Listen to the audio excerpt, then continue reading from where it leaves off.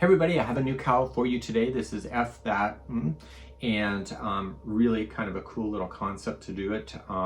Daniel really wanted a saying on his cowl that reflected his personality, which I provided. And so you'll see at the end of today's video, I'll pop up and how this concept is actually made. It uses 2 balls of yarn, and I chose Bernat Super Fluffy as my choices. I wanted the wording not to be so in your face, so I chose colors that are kind of muted, so if it's tucked in between your coat, you can hide that pretty easily. So what I'm going to do is I'll just show you how it fits. I like my cowls to be relatively tight,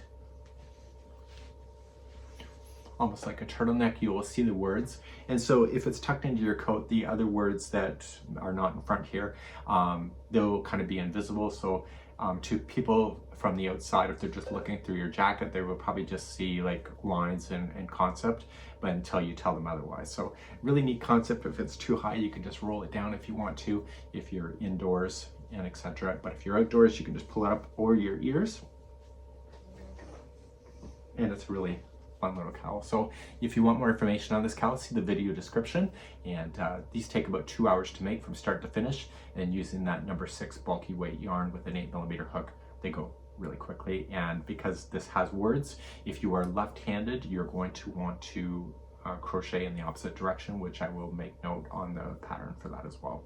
So meaning that I tell people to go from right to left, but then if you're left-handed, you need to read the diagram from left to right. That's it. We'll see you in the video description, and the next video shows you how to do this concept.